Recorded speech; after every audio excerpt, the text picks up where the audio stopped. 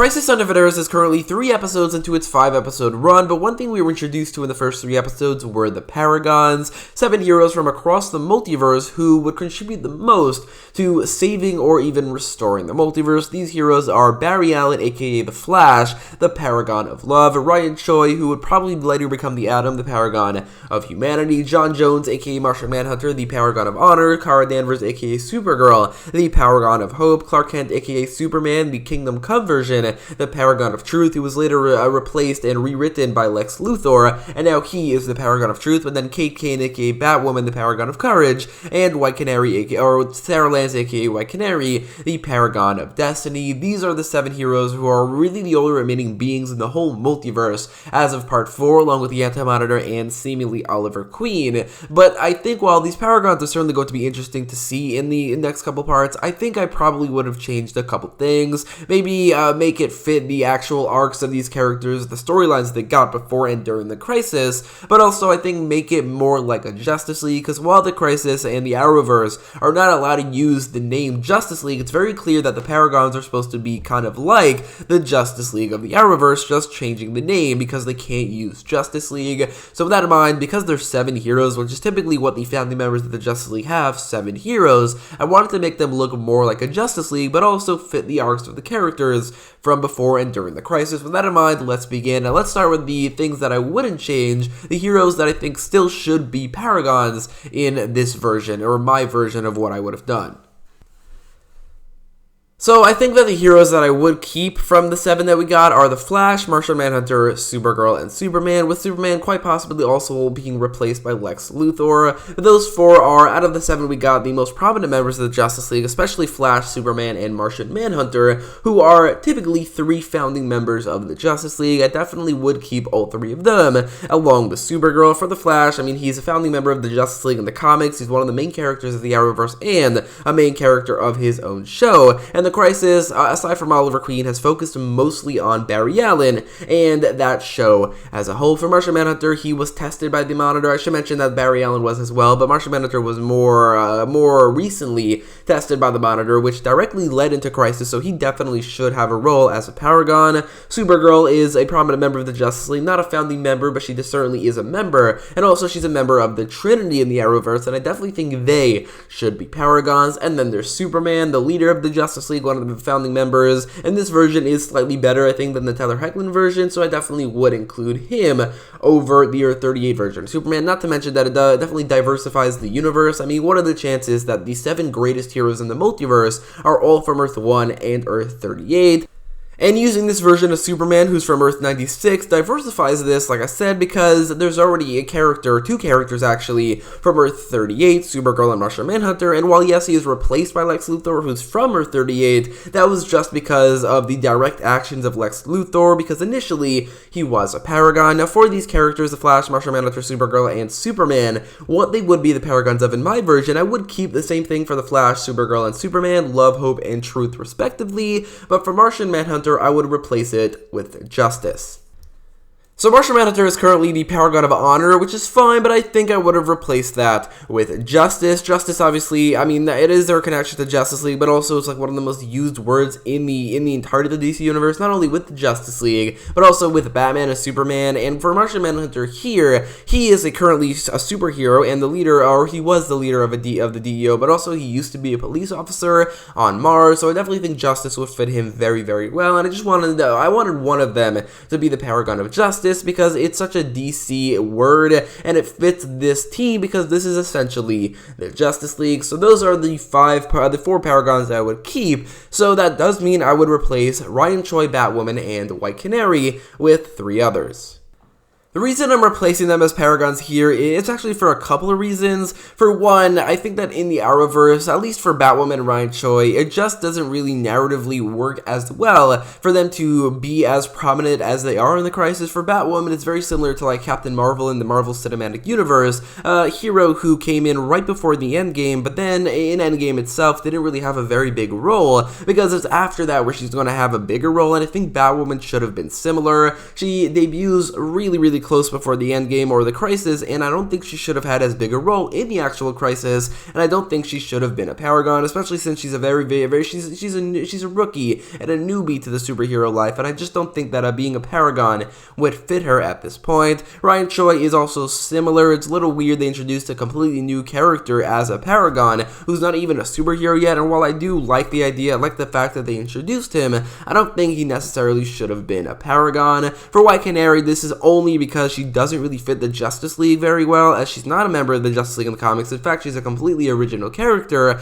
and there's another character who I think narratively would have made more sense with their storyline, and also they're very similar to White Canary. So the Paragons of Courage, Destiny, and Humanity, Batwoman, White Canary, and Ryan Choi, are going to be replaced in this version of the Paragons, essentially this version of the Justice League, because I don't think they fit as well, but also narratively, none of them work as the ones I'm using.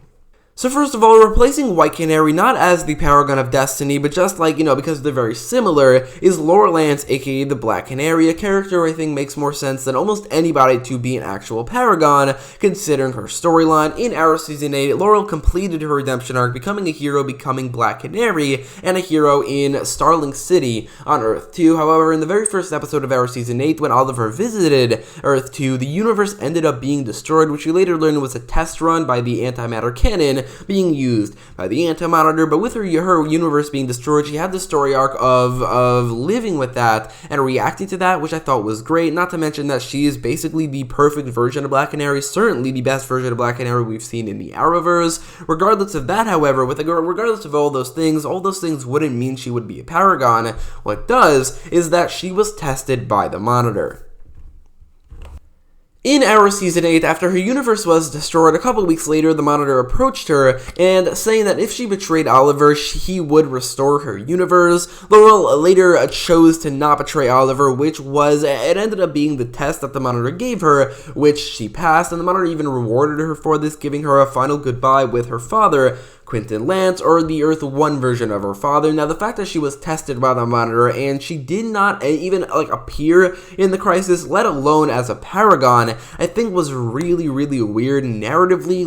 It made no sense to me. More than any other character in the entirety of the multiverse, this version of Black Canary should have appeared in the Arrowverse in the crisis, and I think should have been a Paragon. She was tested by the Monitor. Almost every other character who was tested by the Monitor, including Barry Allen, Kara Danvers, and John Jones, all ended up being Paragons. The only one that wasn't was Oliver Queen, but I'm guessing is going to be a higher echelon than Paragons. But I think Black Canary really should have been a Paragon. And while she's not the main character of any shows like White Canary, I think narratively it would have made more sense. She also would make it look more like a Justice League, because she's a very, very prominent member of the Justice League, and even sometimes a founding member, which is not even something the Green Arrow has ever been. So I really think Black Canary should have been a Paragon, and she should have been the Paragon of Redemption, considering her redemption arc.